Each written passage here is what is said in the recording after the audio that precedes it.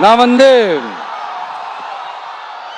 இந்த சுற்றுப்பயணத்துல எல்லா ஊருக்கும் போகும்போது ஒரே விஷயத்தை தான் மக்கள் ரிப்பீட்டடா நம்ம கிட்ட சொல்றாங்க. அடிப்படை சாலை வசதி, குடிக்க நல்ல குடிநீர், ஒரு நல்ல மருத்துவ வசதி இல்ல, நல்ல டாக்டர்ஸ் இல்ல, பெண்கள் பாதுகாப்பு.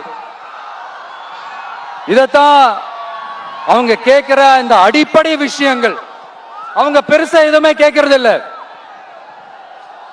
என்னப்பா இந்த விஜய் எங்க போனாலும் கேள்வியா கேட்கிறாரு, இவர் வந்தா என்ன செய்வாருன்னு கேட்டதுக்கு 2 இடத்துல அதுக்கான விளக்கத்தை ஒண்ணு சொன்னோம்.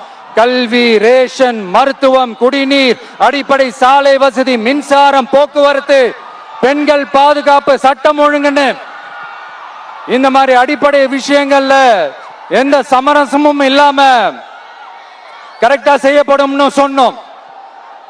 இதத்தானே எல்லாரும் சொன்னாங்க, அதே தான் இவரும் சொல்றாரு. இவர் என்ன புதுசா என்ன சொல்லிட்டாரு? புதுசா எதுவுமே சொல்லலையே. ஐயா, அரசியல் மேதைகளே, பெரியவங்களே, ஒரு மனுஷனுக்கு சாப்பிடறதுக்கு நல்ல சோறு, படிக்கிறதுக்கு நல்ல கல்வி, குடிக்கிறதுக்கு நல்ல குடிநீர், அவனை பார்த்துக்கிறதுக்கு நல்ல மருத்துவ வசதி, வேணுங்கிற இடத்துக்கு போயிட்டு வர்றதுக்கு நல்ல போக்குவரத்து, அதுக்கான சாலை வசதி, பாதுகாப்பான ஒரு வாழ்க்கை, இதுதானே ஒரு மனுஷனுக்கு அடிப்படை தேவை. இன்னைக்கும் இது நம்ம எல்லாருக்கும் இது தேவைதானே. அப்புறம் அதை சரியா செய்வோம்னு சொல்றது தானே சரி. அதனாலதான் சொன்னோம், எது நடைக்கு சாத்தியமோ, எது உண்மையோ அதை மட்டும் தான் சொல்லுவோம், அதை மட்டும் தான் செய்வோம்.